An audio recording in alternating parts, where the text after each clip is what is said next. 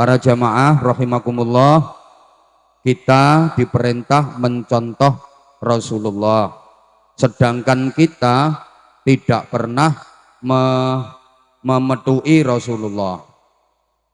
Ora tahu cetok, ora tahu ketemu. Jarak antara kita dengan Rasulullah itu sangat jauh. Kita sekarang berada di tahun 2024. Rasulullah lahirnya tahun 571 Masehi. Itu kalau hitung jaraknya sudah 1453 tahun. Jauh jarak antara kita dengan Rasulullah, sedangkan kita disuruh mencontoh dan meneladani Rasulullah. Gimana caranya? Tidak pernah ketemu, tidak pernah ngeliat. Rasulullah itu ibarat sumber mata air yang airnya sangat bersih, jernih, bening. Sedangkan kita ini ibarat sungai-sungai kecil yang sudah jauh sampai ke muara. Airnya kotor karena sampah, airnya keruh karena lumpur. Keruh niku bahasa Inggrisnya the butek. Jadi kalau Rasulullah air yang sangat bersih, bening, jernih, kita ini air-air keruh. Kalau orang Jawa Timur bilang butek, lewong Tegal nopo lengarani? Sami, butek, letek. Memang kita sekarang hidup di zaman keruh. Kita hidup di zaman butek, letek. Air itu kalau keruh, banyu kuwi yen butek, isine ora jelas. Karena airnya keruh, mergo banyune butek, isine ora ketara. Ini kecil apa gede, ini pendek apa panjang, ini lincip apa bendol, ini empuk apa atos, ndak jelas karena airnya keruh. Betul? Kita sekarang hidup di zaman keruh, ndak jelas ini baik apa buruk, ini benar apa salah, ini halal apa haram, ndak begitu jelas. Bahkan ini Islam apa bukan Islam, kadang-kadang ndak jelas. Buktinya yang tidak Islam nyolong, yang Islam juga ada nggak orang Islam yang nyolong? Sing banter. Yang Islam yang tidak Islam korupsi, yang Islam kadang-kadang juga, yang tidak Islam tukaran, yang Islam juga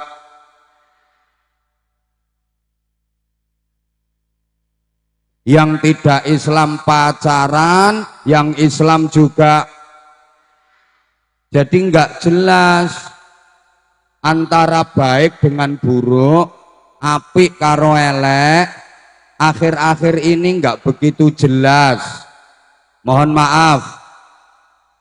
Kayak jamaah yang hadir di sini ini kan nggak jelas mana yang niat ngaji sungguhan, betul-betul niat pengen ngaji, atau yang hanya sekedar pengen deket sama Abah Anzah.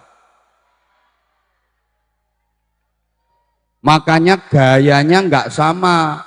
Kalau memang benar-benar niat ngaji, mulai awal sudah konsentrasi, menyimak, mendengarkan, memahami, niat akan mengamalkan. Tapi kalau memang niatnya hanya pengen deket sama aku, pengen ketemu langsung sama aku, itu dari tadi bukannya dengerin kata-kata aku, malah terpesona memandang wajah aku. Sehingga nggak heran begitu aku datang, meskipun udah dikawal rapet sama banser, masih dicetoti. Oh loh, kudung kuning kan? Allahumma sholli ala Muhammad. Emang zaman sekarang maaf, nggak jelas mana yang istri solihah, mana yang bukan istri solihah, nggak jelas. Apalagi kalau udah ngumpul sama-sama jilbaban, sama-sama nutup aurat, sama-sama di pengajian. Enggak semuanya loh ini sholihah. Ada yang gayanya rajin ke pengajian, tapi kalau sama suami nyelatunan, ngomelan. Wonten apa mboten? Wonge teka. Nah, aku ngerti kudunge coklat. Orangnya sekarang lagi kipas-kipas. Itu kan kelihatannya busana nutup aurat, jilbaban, rajin ke pengajian, tapi kalau sama suaminya ngomelan. Nah, tadi kipasan, sekarang kipasnya diselehne. Ndak jelas. Halo? Allah ya Karim. Karenanya wajib hukumnya bagi kita yang butek-butek ini, kita yang keruh-keruh ini, untuk berusaha mendekat ke sumber mata air yang bersih, yang jernih, yang bening. Kalau nggak bisa, paling tidak kita mendekat ke sungai-sungai besar yang airnya masih bersih, masih bening, masih jernih, agar kita mendapat gerojokan air bersih, jernih, dan bening tadi, sehingga lama-kelamaan keruhnya kita jadi hilang, buteknya kita berubah jadi bersih, jernih, dan bening. Allahumma sholli ala Muhammad. Ibu, bapak, adik-adik, dan seluruh jamaah, siapa yang dimaksud sungai besar yang airnya masih bersih, masih jernih, bening, yang harus kita dekati? Tidak lain adalah para ulama, para kiai, yang ulama beneran, kiai beneran. Karena zaman akhir itu banyak ulama nggak begitu beneran, banyak, maaf, ustadz kiai nggak begitu beneran, termasuk yang hari ini berdiri pegang mic. Siapa ngomong betul? Nah, matur suwun. Saya ini ukurannya sama kayak rika-rika sampean-sampean semuanya, sama-sama nggak bisa ngaji. Saya hanya mengajak jamaah saudara-saudara yang senasib dengan saya, sama bodohnya dengan saya, untuk mengikuti para ulama yang sanad keilmuannya jelas, nyambung ke hadratur Rasul Muhammad sallallahu alaihi wasallam. Nah, ukuran ulama itu bukan hanya pinter para jamaah. Andaikan ukuran ulama itu hanya pinter saja, yang paling layak mendapat gelar ulama adalah Fadilatul Mukarram Syekh Google radhiyallahu anhu. Kuwi pinter banget, ditekoki apa wae iso jawab. Maka kitabnya nggak perlu Fathul Qorib, Fathul Mu'in, Fathul Wahab. Kitabnya cukup Fathul WhatsApp, Raudatul Facebook, Kifayatul Instagram, Hidayatul Twitter, sama Nihayatul TikTok. Ukuran ulama juga nggak harus yang berjubah, bersorban, berubel-ubel ndase. Lah kalau standar ulama yang penting jubahan terus sirahe diubel-ubel, sorban, lah berarti untuk jadi ulama murah, 500.000 jadi ulama. Tuku jubah, tuku sorban, sirahe diubel-ubel, sambil pegang tasbih sing gede-gede kae, terus diputer wer wer wer wer wer wer wer wer, kayak lambene ndermimil, sulastri sulastri sulastri sulastri wer wer wer, sumiati sumiati sumiati sumiati wer, sulika sulika sulika wer wer wer wer, samsiah samsiah, supiah supiah supiah. Bukan hanya seperti itu, karena gini ya para jamaah, sekarang mulai banyak propaganda anti ulama. Umat berusaha dijauhkan dari kiai, umat berusaha dijauhkan dari ulama. Sesama ulama diadu, dibentur-benturkan. Di medsos itu rame. agar terkesan di masyarakat bahwa antara ulama, antara kiai gegeran. Akhirnya umat tidak lagi simpati. Lawang ulama yo do tukaran, terus kita orang awam disuruh kayak apa? Nanti kalau umat sudah jauh dari ulama, masyarakat sudah menjauhi kiai, fantawiris sa'ah, tunggu saat kehancurannya. Halo, halo, tak niki wonten sing model ngoten niku. Wes ora usah ulama, ora usah kiai, ngopo langsung Kanjeng Nabi wae. Wong ulama kiai podo menungsone, mangan podo segone, ngentut podo basine. Memang mangan podo segone, ngentut podo basine, tapi beda dengan kita yang bodoh-bodoh ini. Lah orang yang bilang ndak usah ulama, ndak usah kiai, langsung Kanjeng Nabi. Dia ketemu Kanjeng Nabi yo kapan? Gayanya ndak mau ulama, ndak mau kiai. Padahal kita kenal Kanjeng Nabi itu juga dari kiai, betul? Kita kenal Allah juga dari ulama, betul? Coba siapa yang mengajarkan kita tentang Islam, iman, ihsan, kalau bukan ulama, kalau bukan kiai? Dikira sampean bisa sholat tanpa dibimbing, tanpa diajari para kiai, para ulama, langsung bisa sendiri. Allahu Akbar. Terus entul-entul, jendit-jendit, gulik-gulik, endut-endut, gobek-gobek, ewek-ewek. Siapa itu yang ngajari nawaitul wudu aliro pengil hadasil asghari?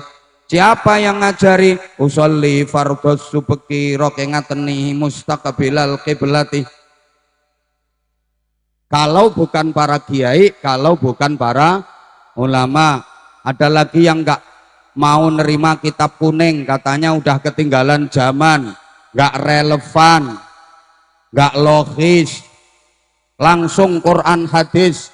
Para jamaah, keberadaan kitab-kitab kuning karya para ulama itu justru memudahkan kita untuk memahami Quran hadis. Karena kitab-kitab kuning itu menjelaskan secara rinci, detail isi dari Quran hadis. Sampai ke kita udah enak, tinggal membaca, memahami, mengamalkan. Kalau mau langsung dari Quran dan hadis, sumber pokoknya, rasa-rasanya otak kita nggak mampu. Karena kita nggak punya ilmunya yang komplit. Betul? Mbah ra semangat kok. Izin. Mohon maaf saya sambil duduk nggih. Ngapunten. Gini para jamaah.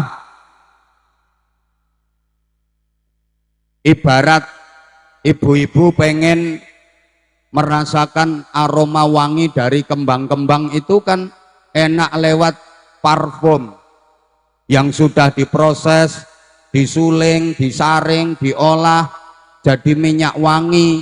Bahan bakunya ya kembang mawar, kembang kantil, kembang kenanga, kembang melati, kembang api.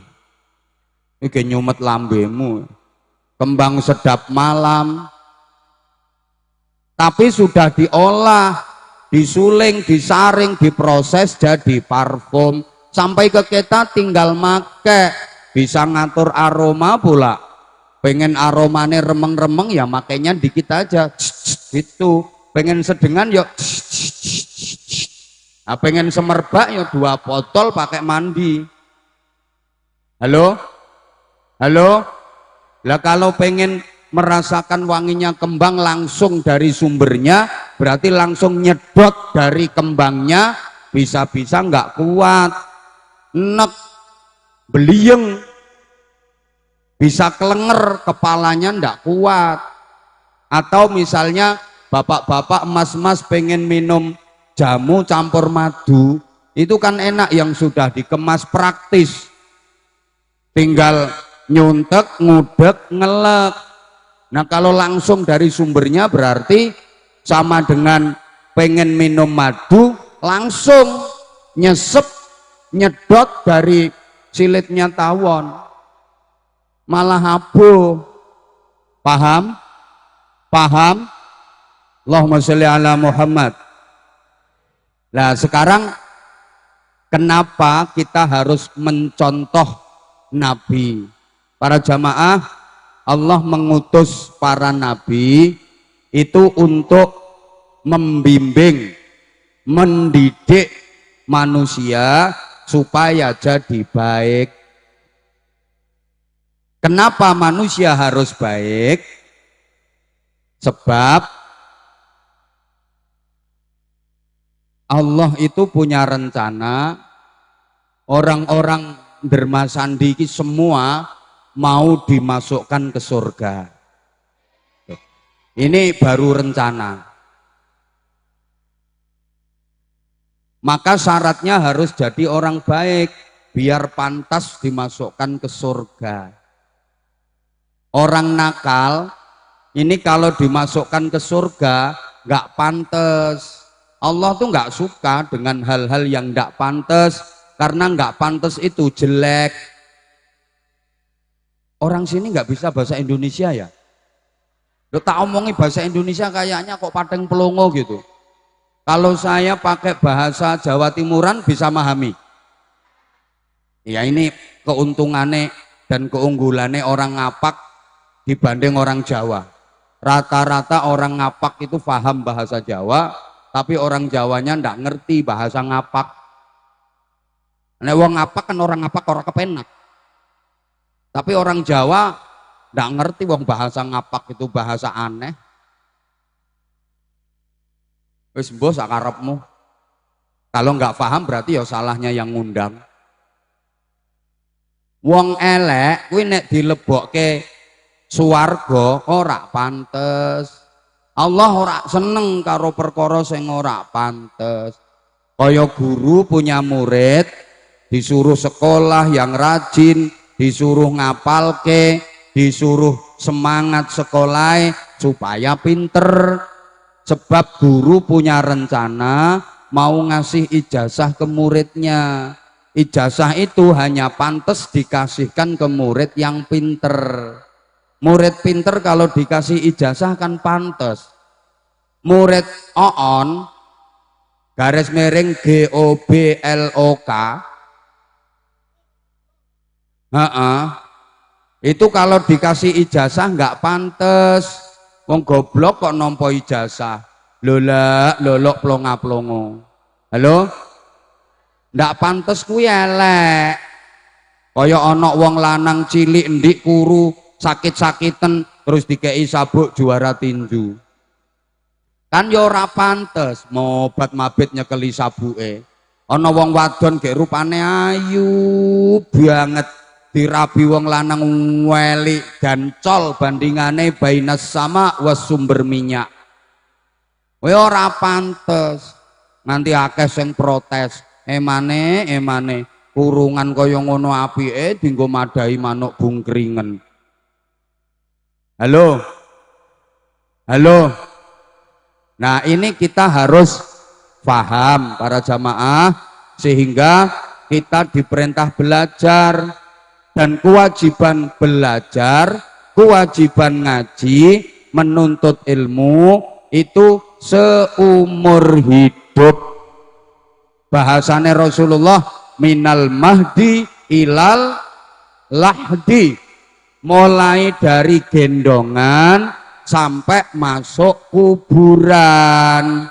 Allahumma sholli ala Muhammad. Bisa dilanjut? Saking pentingnya menuntut ilmu, saking pentingnya ngaji, saking pentingnya belajar, thalabul ilmi, sampai Nabi pernah menyatakan, andaikan rukun Islam itu ditambah satu lagi jadi 6, maka rukun Islam yang ke-6 adalah thalabul ilmi. Mbok ra digatekke aku. Umpamane rukun Islam kuwi kok ditambahi. Bapak Ibu, rukun Islam ada berapa? Ada berapa?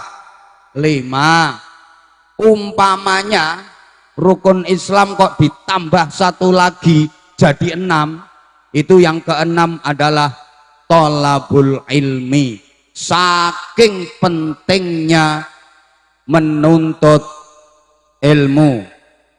Halo, orang berilmu sering disebut ya ora nyaut wong ambek mangan. Saya petentengan kok situ enak-enakan makan. Lho tengah lho. Semoga-moga keselek. Lah wong saya petentengan kok situ.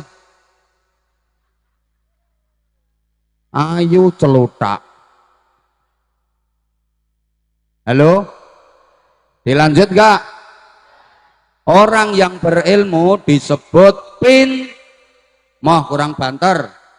Lah ibu-ibu sebelah sini nggak ngelihat aku, malah ngelihat itu yang dituntun mau pipis itu mau pipis. Bu, perhatiin aku dong sayang. Katanya kangen sama aku. Kok aku dicuekin sih? Tahu nggak? Aku jauh-jauh ke sini itu demi kamu. Perhatiin dong. Orang yang berilmu disebut pinter. Coba, orang pinter sama orang bodoh sama apa beda? Beda. Quran dengan tegas menyatakan, qul hal yastawil ladzina ya'lamuna wal ladzina la ya'lamun. Katakan, hai Muhammad, tidak sama antara orang berilmu dengan orang yang tidak berilmu. Tidak sama antara orang yang pinter dengan orang yang oon. Kira-kira jamaah yang hadir ini lebih banyak yang pinter apa lebih banyak yang oon? Pinter kok wayah ngaji mangan. Oon. Orang pinter dengan orang oon itu ndak sama. Apanya yang ndak sama? Semuanya bareng. Sekali lagi. Orang pinter dengan orang bodoh semuanya nggak sama, gayanya nggak sama. Orang pinter tuh gayanya pantes, orang bodohku gayanya nggak pantes. Orang pinter foto sak foto pantes, selfie sak selfie pantes, posting foto di medsos pantes orang pinter. Tapi orang oon, itu foto yo saru, posting yo saru, gak pantes gayane. Karepe pengen menggaya tapi malah guyok ke wong, malah lucu. Jalannya juga nggak sama, melakune wae ora podo. Wong pinter kuwi le melaku dikawal.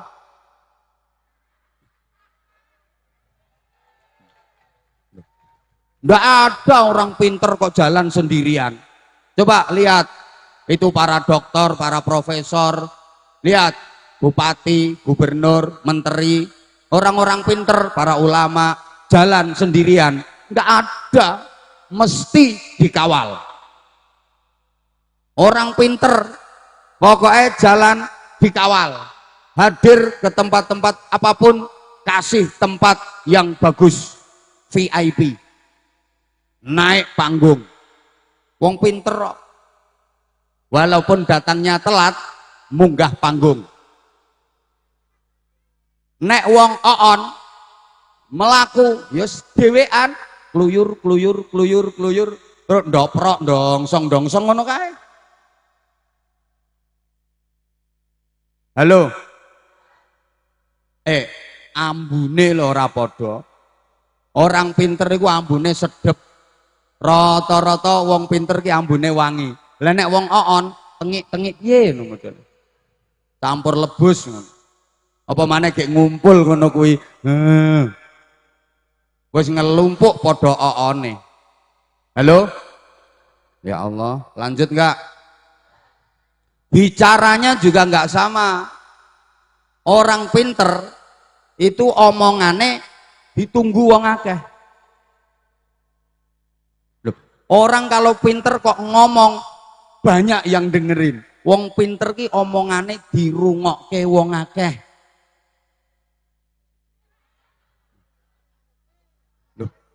Ngene iki ana sing ngomong sambang. Ayo coba yang oon naik sini ke panggung. Ngomong. Sopo sing arep ngrungokne? Ya malah dipelorot sarungmu. Weh, wong nek pinter ki ngomong sak ngomong diinteni, ngomong sak ngomong dirungokne. Rapat kapan sing usul kok wong pinter, semua peserta rapat menyimak dengan seksama. Omongane dirungokne. Rapat sing usul wong oon malah di stop. Wes ora usah melu ngomong. Meneng, sing penting kok mangan. Cocok?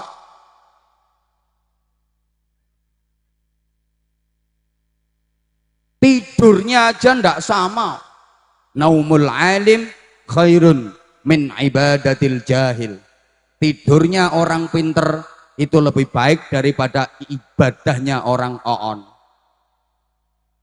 Karena orang alim tidur itu ngerti ilmunya, tidur pakai ilmu, berpahala. Orang bodoh oon ibadah nggak pakai ilmu, nggak diterima. Mbok kaya ora dong diomongi. Allahumma sholli ala Muhammad. Allahumma sholli ala Muhammad. Allah. Baca Qur'annya juga enggak sama. Ayatun min alim khairun wa ahabbu ilallah min juz'in wahidin minal jahil. Satu ayat yang dibaca orang alim jauh lebih baik, lebih dicintai Allah daripada satu juz yang dibaca orang oon. Wong alim meng maca nun satu ayat, nun dua ayat, nun tiga ayat, nun empat ayat, nun lima ayat. Itu sama kayak orang oon baca 5 juz. Yo nggak terima, sing nggak terima ki mesti oon.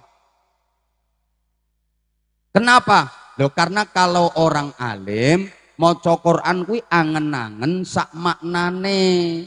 Lah nek wong oon maca Quran kuwi angen-angen sak mangane. Halo? Kalau ndak percaya ya, wong pinter satu ayat itu nilainya lebih mahal daripada orang bodoh satu juz. Saya bulan Rabiul Awal kemarin itu keliling Jawa Timur, Jawa Tengah, Jawa Barat, Tangerang, DKI sampai Kalimantan.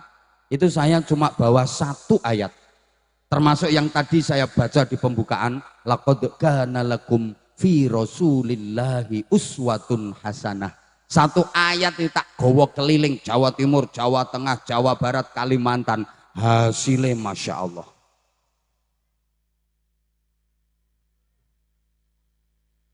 Hasilnya oke banget. Lalek sampean Rika baca Quran 5 juz di musola, paling hasilnya yo lemper, pisang goreng, tahu. Nggih napa nggih? Ya Allah, maaf, nyolongnya lo ndak sama. Orang bodoh paling nyolongnya yo ayam. Itu ayamnya urung ketangkep, ndekne wis ketangkep sik. Lah nek wong pinter nyolong hasilnya triliunan aman, nggak ketahuan. Itu yang ketangkep ketahuan itu berarti belum pinter. Kalau bener-bener pinter aman, nggak ketahuan, hasilnya triliunan. Itu pun kalau dia datang ke acara-acara masih disebut yang mulia, yang terhormat, padahal bajingan tengek itu.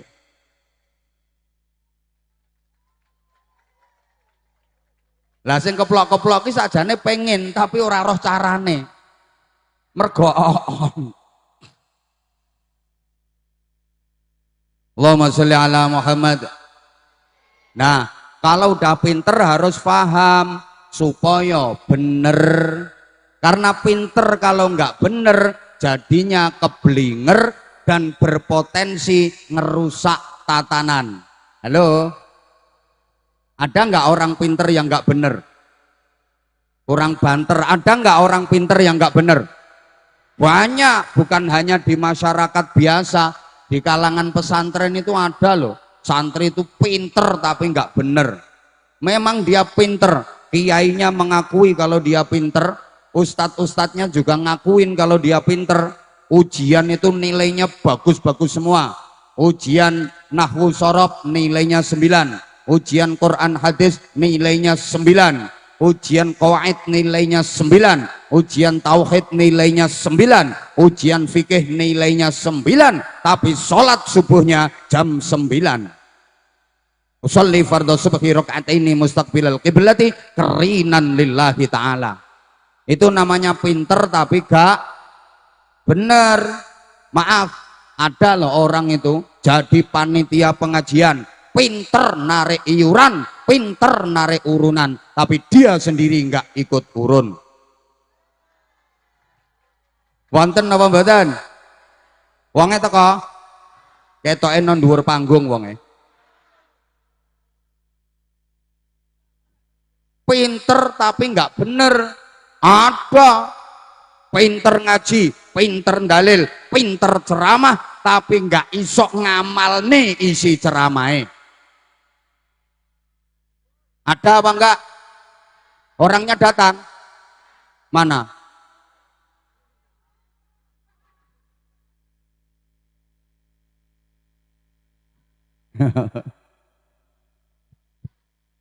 Allahumma sholli ala Muhammad. Oke Ibu, saya mengulang keterangan yang sering saya sampaikan. Kenapa? Ya pertimbangannya saya yang sering ngomong aja kadang-kadang lupa. Apalagi Rika. Isoku ya nyong ambek Rika tok kuwi. Nyong iki janjane ya kencot. Halo? Halo? Wong saya yang sering ngomong aja sering lupa, apalagi sampean yang hanya mendengarkan. Ya malah lali pol. Gini, manusia ini harus pinter, harus faham. Allah, nggak didengerin aku. Dengerin apa? Wong sampean nggak tekne bakul ngono. Lanjut, lanjut. Saya sih mulai tadi sebenarnya mau minta tolong panitia untuk menertibkan saudara-saudara kita yang jualan biar nggak ganggu yang ngaji. Mulai tadi sih sebenarnya. Tapi kok saya kasihan sama bakul-bakulnya. Tapi nanti kalau lama-lama terus malah melangkah-melangkah ke jamaah, ganggu konsentrasi saya juga, ganggu jamaah yang ngaji juga. Ya dengan terpaksa saya mohon saudara-saudara yang jualan tanpa mengurangi rasa hormat, jualannya di luar arena ngaji saja. Jamaahnya yang mau beli ngalahi keluar. Setuju? Jamaahnya yang mau beli ngalai keluar biar bakul-bakulnya penjualnya nggak masuk ke lokasi ngaji. Jujur saja bukan hanya ganggu saya tapi juga ganggu jamaah. Lah sing keplok-keplok wis bar tuku.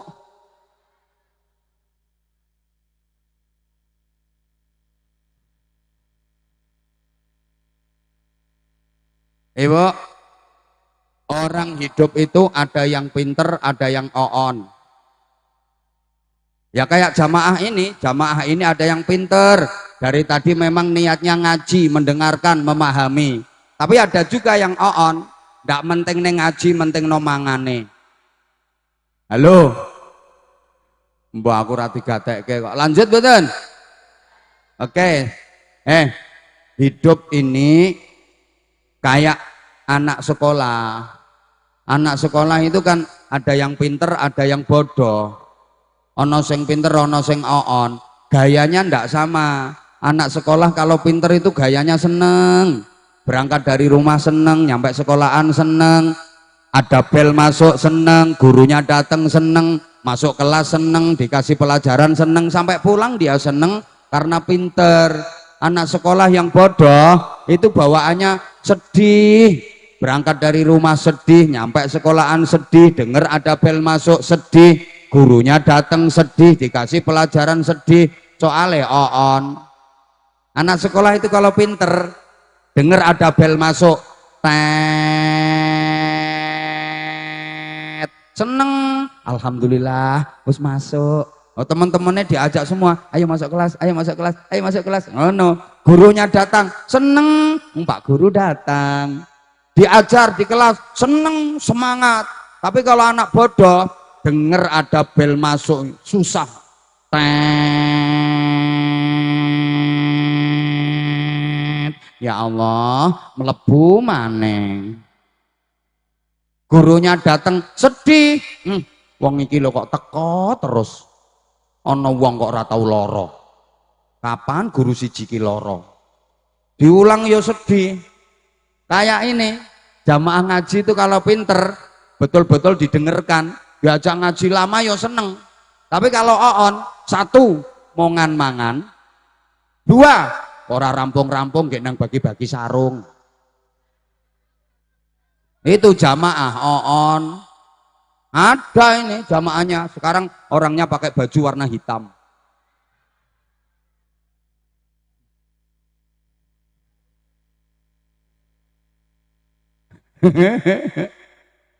Bo, Allahumma sholli ala Muhammad. Anak-anak sama orang tua itu umumnya lebih pinter orang tua.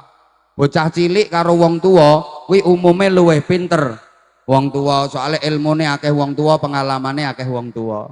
Makanya nek ana bocah cilik kok pinter kae diarani bocah kok kaya wong tua.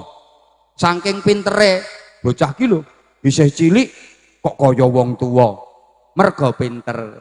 Saiki eneng wong tua nang bodoh. Biasane rak diomong ngene, tuwek kaya bocah cilik. Ana ki kudunge ping. Tuwek kaya bocah cilik. Ya Allah ya Karim. Bu, ngapunten kula ngeten iki gayane Abah Anza ngene iki Bu, aja nesu. Timbangane nesu ora usah teko. Mangkane bocah cilik karo wong tuwa kuwi nek lara gayane beda. Bocah cilik ora pinter, ora ngerti. Lara digawa nyang dokter disuntikne, nesu-nesu, ngamuk-ngamuk, mancal enggak mau. Dek doktere dipancali ndak karuan kae. Mergo ora ngerti. Mau diperiksa dodone, dadanya diperiksa ya Dek, enggak mau Pak dokter jahat. Ya, dokter yang ana dikerawuki raine kae. Tapi nek wong tua paham, tah cilik ora paham. Dene disuntik ora gelem, mergo ndekne ora ngerti. Nek disuntik kuwi ape waras, disuntik kuwi tandane arep sehat. Makane nesu-nesu ngamuk-ngamuk. Beda karo wong tua, paham. Lara digawa nang dokter disuntik, kuwi ngerti tandane arep sehat. Makane wong tua lek arep disuntik malah mapan, bokonge dicenteng-centengne. Ben penak cublesane, cus ngono. Wong doktere ngomong dipelorot sekedhik nggih, ngono ku nek melorot kambanen kok. Sampai doktere innalillahi wa inna ilaihi rajiun. Mek diperiksa kae ya seneng. Bu, nuwun sewu diperiksa dadane nggih. Monggo Pak Dokter, malah bantu ngudari.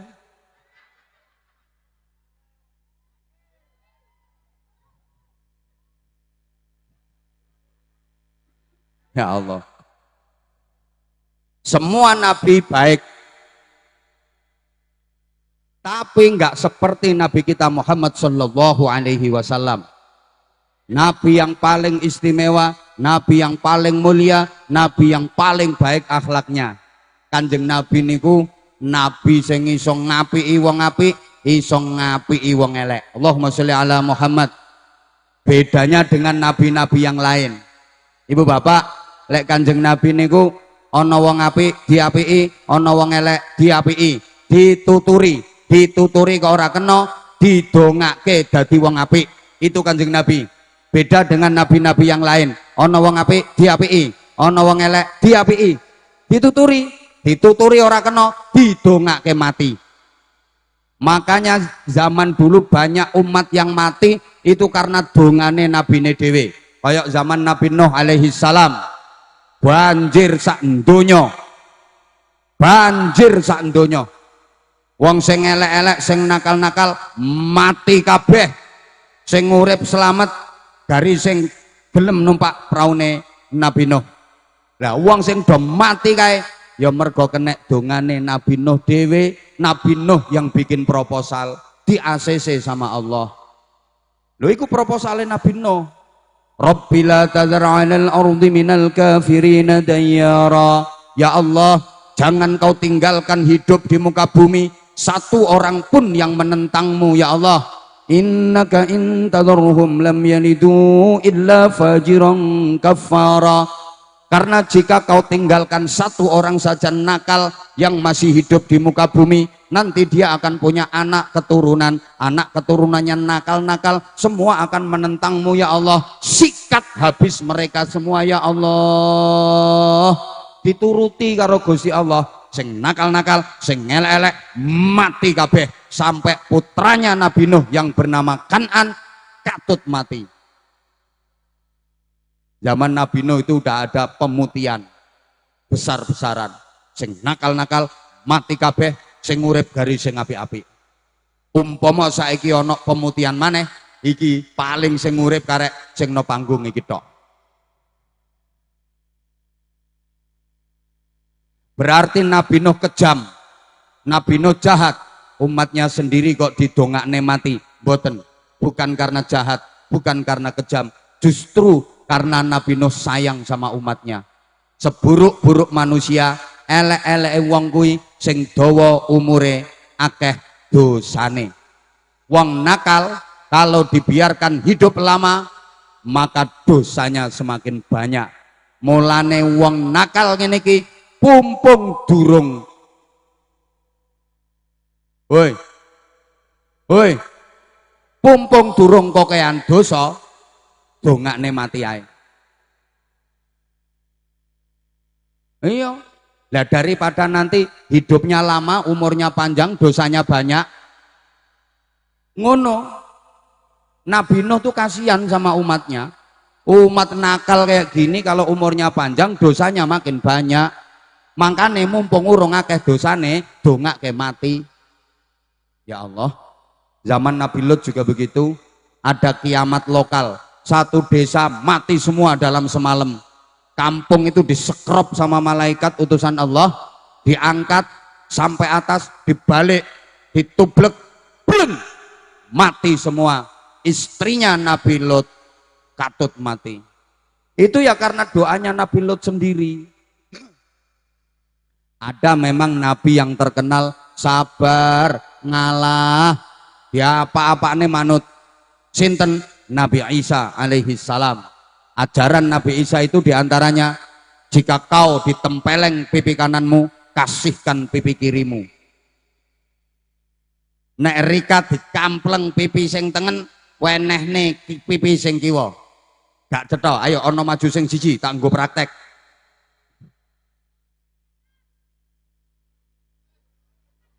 Tapi Nabi Isa sik nggak koyo Kanjeng Nabi Muhammad Shallallahu Alaihi Wasallam. Nabi Isa itu paling nggak kuat kalau ada istri yang berani sama suami. Nabi Isa nggak kuat, nggak bisa sabar. Jadi kalau ada istri yang berani sama suami, nyakitin suami, ngomelin suami, ketahuan Nabi Isa, istri itu langsung didongakne mati. Mulai kerasa wonge. Berarti Nabi Isa jahat? Enggak, bukan karena jahat, justru Nabi Isa kasihan. Istri yang berani sama suami, istri yang nyakitin suami, itu dosanya besar. Lah istri seperti itu nggak mungkin bisa punya anak yang baik. Nanti anak keturunannya nakal-nakal semua. Anak-anak keturunan yang nakal ini menyebar kemana-mana. Akhirnya dunia ini dipenuhi oleh orang-orang nakal. Kalau itu yang terjadi, nggak lama dunia hancur alias kiamat. Mangkane wong wedok ngono kuwi mumpung durung monak-manak, dongake mati. Ya Allah. Halo?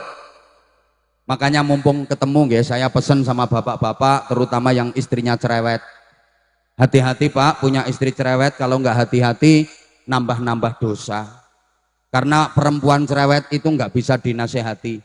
Menurut agama, perempuan cerewet nggak boleh dinasehati. Kalau dinasehati makin rusak. Soalnya perempuan cerewet itu kayak penyakit gudik. Nek dikukur malah hombok.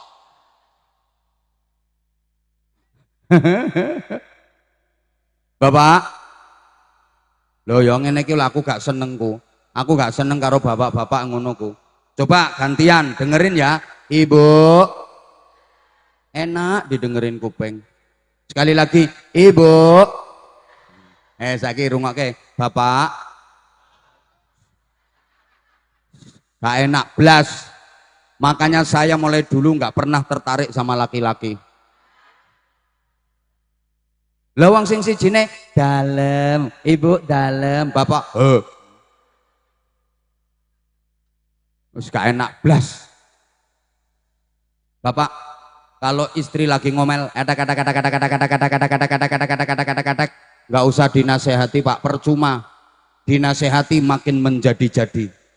Belum pernah terjadi istri ngomel, istri cerewet, terus dinasehati suaminya sendiri langsung sembuh, reda, berhenti ngomelnya, berhenti cerewetnya. Tidak pernah terjadi dalam sejarah peradaban umat manusia.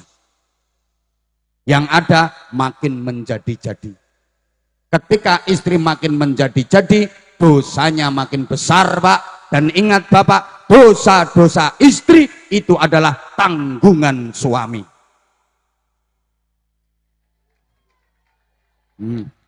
Senengen entuk dalil.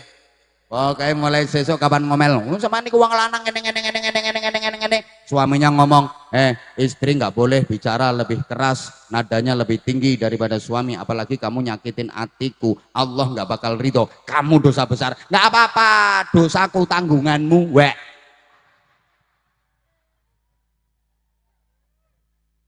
Lah terus solusinya gimana? Bapak kalau punya istri cerewet lagi ngomel, Bapak diem aja. Bapak sabar, ikhlas, nerima, Bapak dapat pahala seperti pahalanya Nabi Ayub alaihi salam. Enak Pak, nggak usah nunggu jadi Nabi, gak mungkin Bapak jadi Nabi. Cukup dengan punya istri cerewet, Bapak dapat pahalanya Nabi. Selamat untuk bapak-bapak yang istrinya cerewet. Tiap hari dapat pahala Nabi.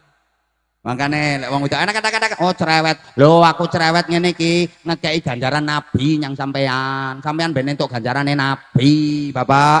2, suami diomelin istri, sabar, ikhlas, menerima, pahalanya seperti iktikaf di Masjid Nabawi. Bapak ndak usah jauh-jauh pergi ke Madinah, cukup di rumah. Ketika istri ngomel tak, Bapak duduk plek, nawaitul i'tikaf fi Masjidin Nabawi lillahi ta'ala. Udah Bapak nggak usah ngomong, diem aja, tunggu sampai baterainya habis.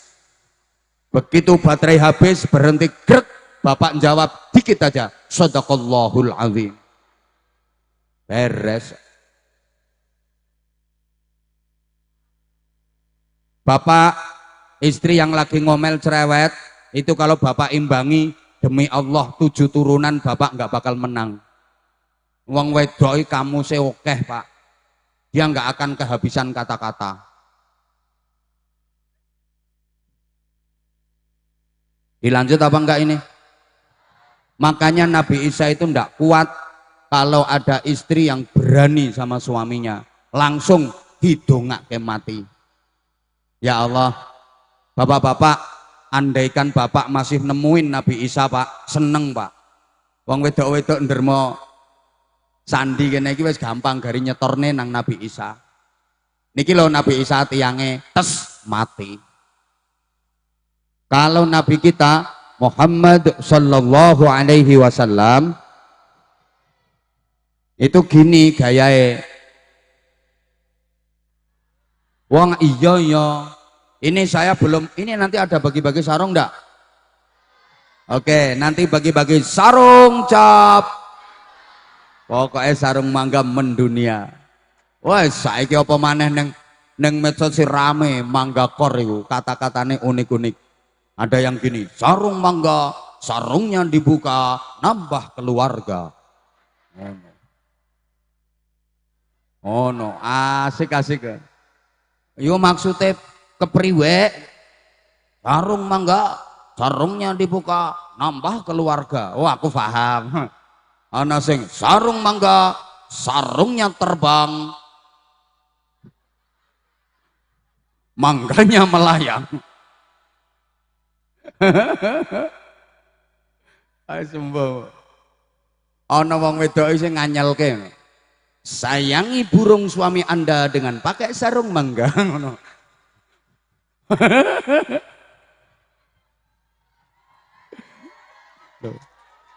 Ngono ya disoraki. Allahumma sholli ala Muhammad. Ya, nanti sebentar lagi. Bentar lagi ya.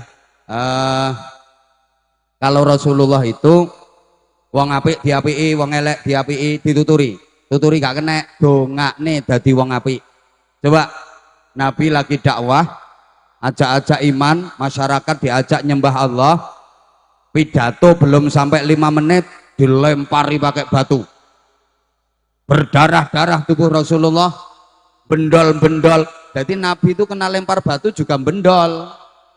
Makanya kalau ada orang dermo sandi sini kena lempar batu, deyel kok bendol, jelas orang itu adalah umatnya Nabi Muhammad. Lah kalau ada orang dermasan di sini kena lempar batu deyel, watune remuk piar, orangnya meringis nggak apa-apa, mungkin dia umatnya limbat. Ya tukang sulap. Loh Nabi itu perang juga pakai baju besi untuk perlindungan diri. Nggak mentang-mentang Nabi terus ditebas pedang ting, ditumbak ting, ndak ada jaminan kebal senjata. Bahkan Nabi juga wafat. Betul? Ya karena memang supaya gampang dicontoh. Nabi Muhammad itu dijadikan contoh.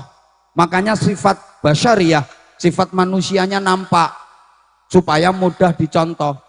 Kayak Nabi Isa susah dicontoh. Karena Nabi Isa itu sifat basyariyah, sifat manusianya nggak begitu nampak. Coba toh.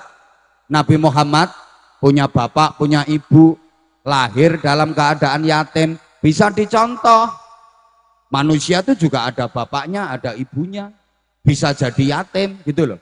Nah kalau Nabi Isa nggak punya bapak, gimana cara nyontohnya? Ibundanya Nabi Isa, Siti Maryam, hamil, kemudian melahirkan, padahal beliau sama sekali nggak pernah disentuh laki-laki. Coba, halo? Lah kok ada anak perawan dermasan di sini, tahu-tahu hamil, punya anak nggak ada suaminya. Akhirnya di demo masyarakat, ini kamu nggak ada suaminya, mana suaminya? Loh, nyonge kan niru Siti Maryam. Itu perawan gendeng, perawan edan. Itu suaminya ada, tapi minggat. Itu loh. Nggak ada ayahnya, gimana cara nyontohnya? Kalau Rasulullah kan ada ayahnya, ada ibunya, dan Rasulullah lahir keadaan yatim, bisa dicontoh. Nah, sekarang juga banyak anak-anak yatim. Kalau bulan Muharram itu banyak santunan yatim, di sini juga ada. Iya, anak-anak yatim dikumpulkan, kemudian dinaikkan panggung, kasih beras, kasih baju, kasih bingkisan, kasih duit, gembira, seneng-seneng mereka. Sampai-sampai ada anak kecil di bawah panggung, dipangku sama ibunya, nangis. Bu, nyonge kapan yatim bu? Aku kok nggak yatim bu, nggak dipanggil. Dari ibune, ya karena ngomong bapakmu kono. Bapakmu ya ora matek-matek.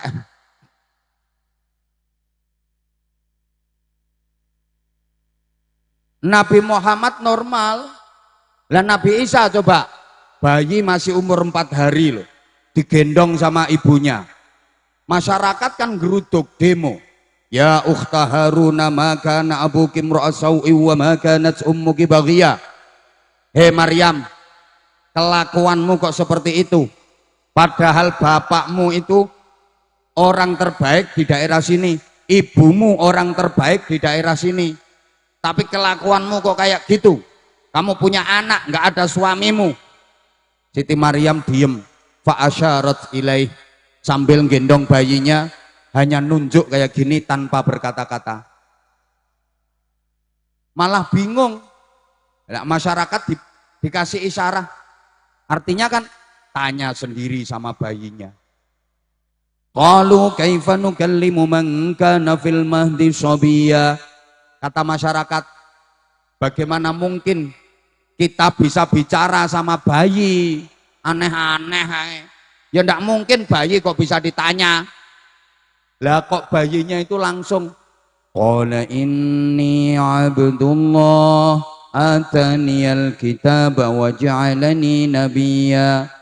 Bayi baru umur 4 hari ngomong, aku ini hambanya Allah, aku diberi kitab dan aku dijadikan nabi. Gimana nyontohnya? Ada bayinya orang dermasan di sini baru umur 4 hari digendong ibunya terus ngomong, ini Abdullah. Dicolke tinggal melayu. Loh, Nabi Isa itu kalau pengen apa-apa ndak usah kerja. Loh, ini Pak Camat datang toh. Oh iya Pak Camat, maaf Pak Camat gak kelihatan. Habis camatnya telat. Makanya izin Pak Camat tadi nggak usah pakai sambutan. Biasanya kan ada sambutan Pak Camat dulu. Tapi ini karena Pak Camat tadi agak lambat datangnya, jadi langsung saya yang ceramah. Pak Camat nggak usah sambutan. Lagian camat kebanyakan sambutan itu ndak pantes. Pantesnya camat itu nyumbang. Itu.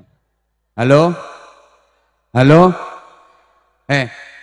Nabi Isa itu kalau pengen apa-apa, ya langsung minta sama Allah. Pengen makanan dari langit aja cuma Rabbana anzil alaina ma'idatan minas sama'i takunu lana 'aidan li awwalina wa akhirina wa ayatan minka warzuqna wa anta khairur raziqin. Gelodak makanan turun dari langit. Gimana nyontohnya? Kalau Rasulullah pengen makan, kerja dulu, masak dulu. Halo? Rasulullah nggak punya duit, utang. Nabi Isa enggak, pengen apa-apa cukup tangannya itu pokoknya diteblekkan, dipukulkan ke meja, gelodak apa yang diminta datang. Saya misalnya gelodak es jeruk datang. Bismillah. Langsung diminum.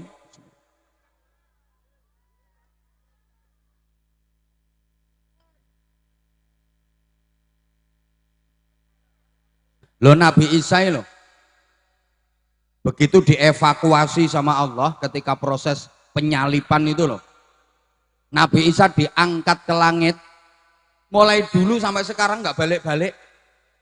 Kalau Rasulullah Isra Mi'raj, habis Isa berangkat, sebelum subuh udah balik. Allah. Oi, loh Nabi Isa itu gak kena dicontoh. Membina keluarga bahagia, nyontoh Nabi Isa, ndak iso. Nabi Isa ora rabi kok. Ora paham ya wes, ora paham ya wes. Allahumma sholli ala Muhammad. Allahumma sholli ala Muhammad. Nah, kalau Rasulullah memang ya apa namanya ditampakkan sifat basyariahnya. Rasulullah itu ya sehat, ya pernah sakit. Nabi Isa itu nggak pernah sakit. Bahkan Rasulullah pernah kena sihir. Bu, Rasulullah pernah loh kena sihir.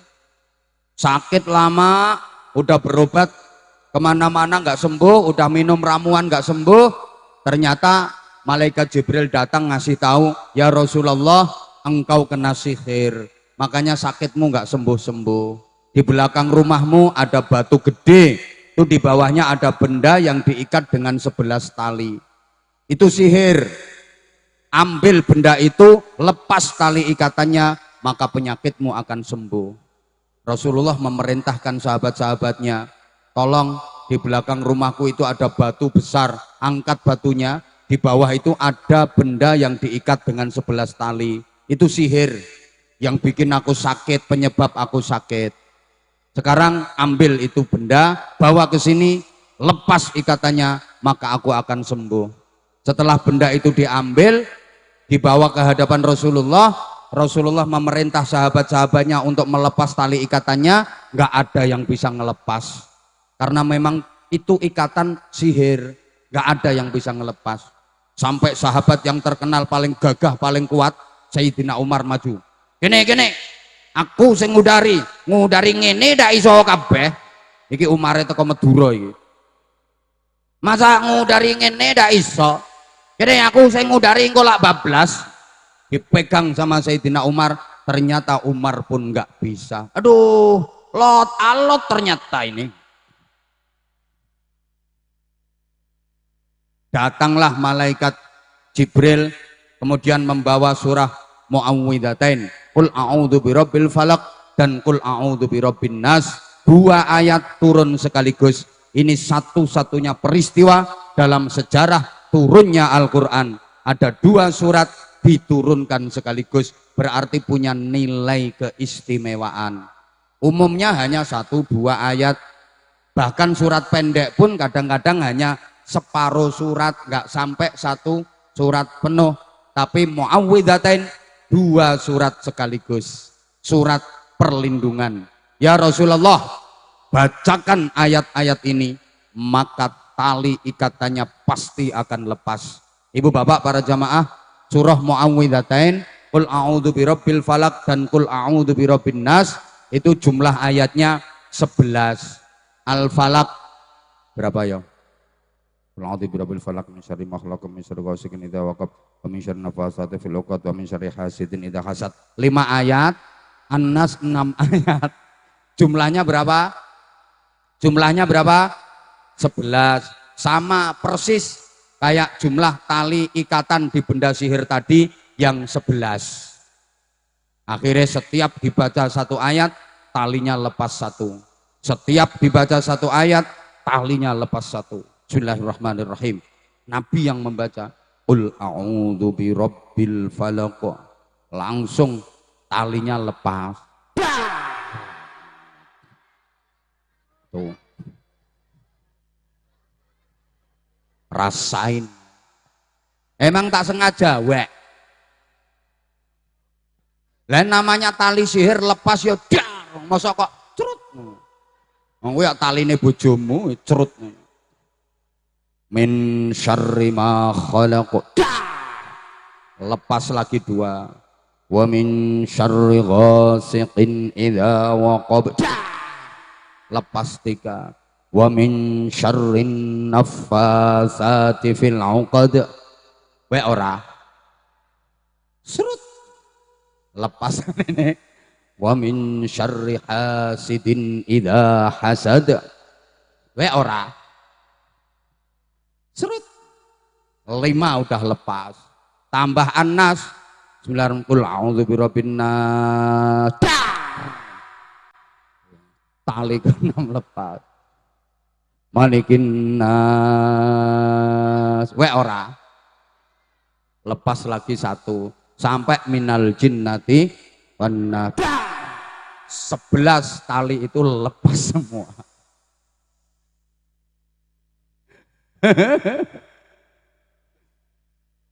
Loh Bapak Ibu, setelah peristiwa itu Rasulullah setiap mau tidur pasti baca Qul a'udzu birabbil falaq dan Qul a'udzu birabbin nas untuk perlindungan diri.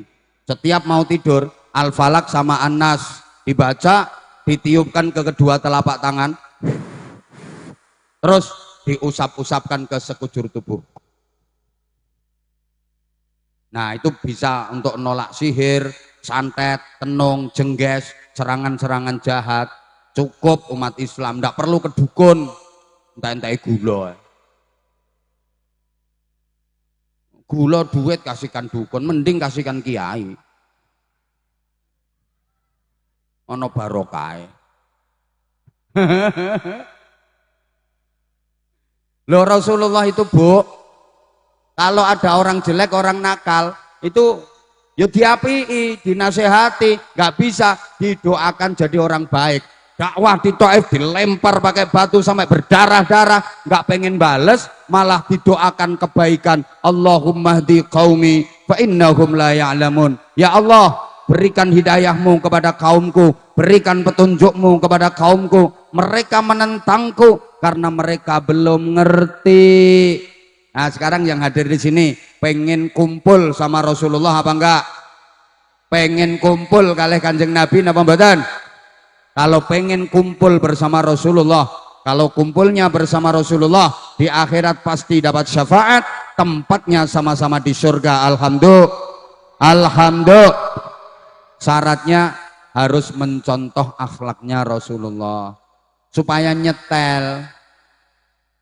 Kalau nggak mencontoh akhlaknya Rasulullah, Rasulullah sih pengen ngajak, tapi orangnya yang nggak bisa nyetel, nggak bisa nyambung, otomatis mencelat, mencetat, nggak bisa kumpul. Ibu bapak, besok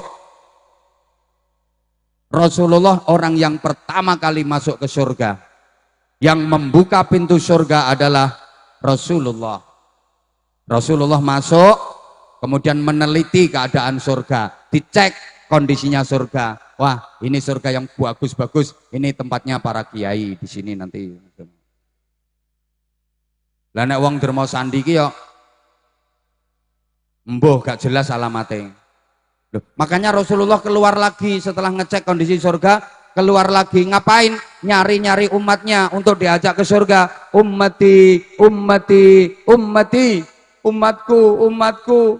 Ini mana ya orang derma sandi ini mana? Kok belum ada yang masuk surga sama sekali? Sak camat-camatnya kok belum kelihatan, ini mana ya? Padahal Bojonegoro udah masuk surga semua loh. Jawa Timur udah masuk surga semua kok. Derma sandi kok belum? Tuh. Camatnya yang namanya Cahyono. Cahyono kok belum kelihatan, ini mana ya? Oh, belakangan masuknya surga karena dia datang ke pengajian ya telat. Jadi nanti masuk surganya juga telat. Aja kayak kue loh. Manjane susah. Orang kayak Nyong ini susah. Diundang ngaji datangnya awal diomong. Kiai nggak laku yang ngono. Pokoknya kiai nek ora payu ya tekon disiki njaluk mangan. Datang telat ya diomong, kiai jual mahal. Mentang-mentang laris sukanya telat. Ini yang nunggu bokongnya wis panas. Ceramah lama ya diomong, ceramah ngatokne wong capek. Ya situ enak duduk kursi empuk. Kene bokong panas geringgingen, silo sembujung mereng ngiwa mereng nengen. Nanti ceramah sebentar ya diomong, diundang jauh-jauh dari Jawa Timur, ceramah sebentar kaya pitik nelek cret tinggal mulai. Ngono ya mahal. Pengen murah ya bojomu kon ceramah. Banyak humor ya diomong, kiai kok cengengesan kayak dagelan kayak lawak. Nanti nggak ada humornya ya diomong, ngaji petentengan kayak udun meh jeblos. Susah ngadepi, apa maneh lambe-lambe kudungan. Saya kurang gagas lambe kudungan wis. Tak mbeletat-mbeletate. Nah, kalau kita pengen dikumpulkan bareng Rasulullah, ya kita harus mencontoh akhlaknya Rasulullah. Apa? Pokoknya wong apik diapiki, wong elek diapiki. Ayo nyaut, wong apik, wong elek, tonggo apik, tonggo elek, konco apik, konco elek, sedulur apik, sedulur elek, bojo apik, bojo elek. Sapa ngomong diracuni? Tetap diapiki. Yang kedua, akhlaknya Rasulullah itu seperti apa? Al-Quran kana khuluquhul Quran. Akhlaknya Rasulullah adalah Al-Quran. Allahumma sholli ala Muhammad. Al-Quran itu undang-undang kehidupan. Al-Quran itu peraturan hidup. Maka orang yang nggak mau baca Quran, nggak mau mempelajari Quran, itu kayak orang hidup yang nggak ngerti aturan, nggak tahu undang. Ibarat orang menempuh perjalanan, ibarat orang berkendara, Al-Quran itu rambu-rambu lalu lintas. Kalau pengen selamat, aman, nggak kecelakaan, patuhi rambu-rambu lalu lintas. Pengendara harus ngerti, oh kalau ada rambu ini nggak boleh parkir, oh ini ada rambu seperti ini, nggak boleh nyalip, ini kok rambunya begini, nggak boleh putar balik. Minimal harus ngerti arti dari 3 lampu. Lampu hijau, lampu kuning, dan lampu Banter sayang, lampu hijau, lampu kuning, dan lampu. Orang Islam harus tahu mana lampu hijau, mana lampu kuning, mana lampu merah. Lampu hijau perintah halal, lampu kuning peringatan syubhat, lampu merah larangan haram. Saya ulang, lampu hijau itu halal, perintah jalan. Lampu kuning itu syubhat, peringatan, harus peka, hati-hati dan waspada. Lampu merah itu haram, larangan, stop. Sekarang banyak orang yang tidak tahu rambu-rambu, maka hidupnya ngawur. Lampu merah itu haram, larangan, harusnya stop, berhenti, dilanggar, terobos. Padahal tahu kalau lampu merah, dikejar sama polisi, ketangkep, minggir, ditanya, nggak tahu ya kalau lampu merah? Tahu pak. Nah kalau tahu kok diterobos? Ya karena saya nggak tahu kalau ada bapak.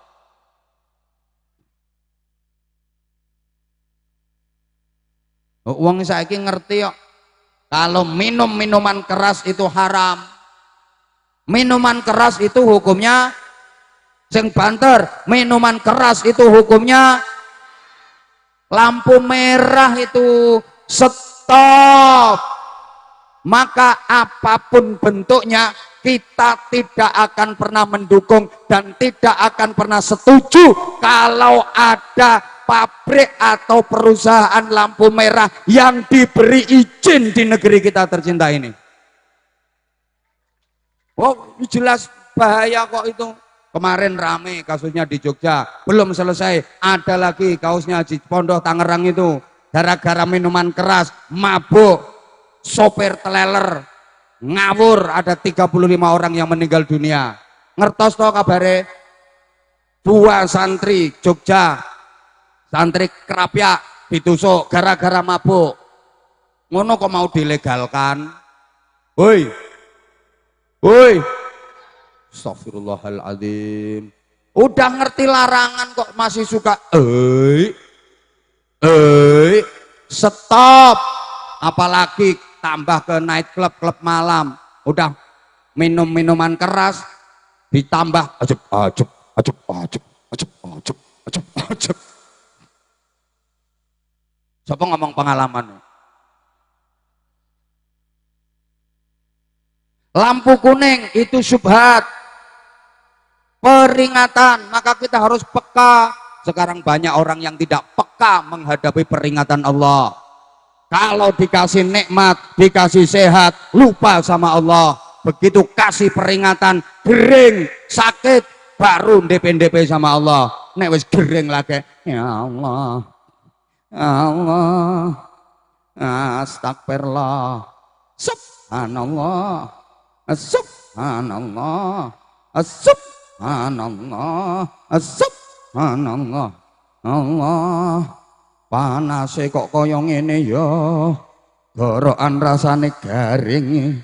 Iki ne ora diombeni es ora waras-waras. Allah, Allah. Bismillahirrahmanirrahim. Wis tak udhek sik panggah kecut wae iki. Apa no kene gula larang apa piye ya? Iki asam lambung munggah tenan iki. Panitia sentimen ora percaya nyoh Pak Camat, kecute ngaput ngombe. Ayo minum, minum, minum, bismillah, minum. Kecut pora, kecut nemen, kecut nemen.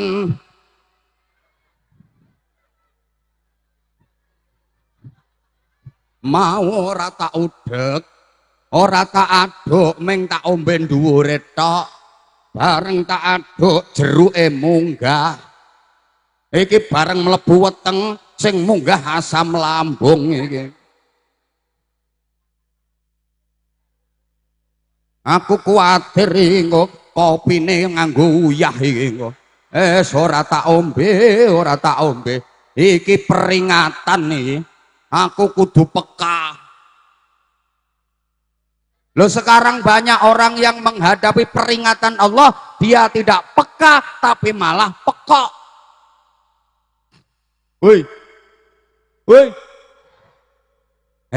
Lampu merah diterobos, lampu kuning harusnya hati-hati dan waspada, malah mengmuser, ndak peka menghadapi peringatan Allah. Lampu hijau harusnya jalan, malah stop, mandek. Kendaraan yang di belakang udah bunyiin klakson, tot, lampu hijau lo jalan, tot, malah ditinggal udut.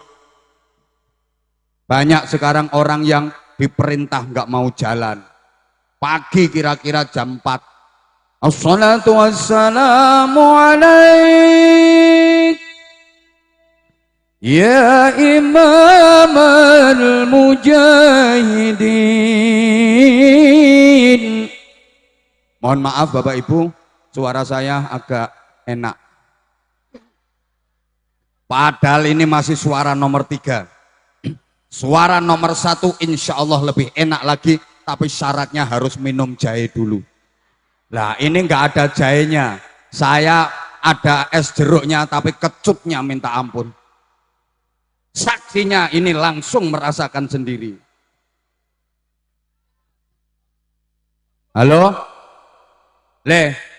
Pagi itu loh dikasih perintah lampu hijau. As-salatu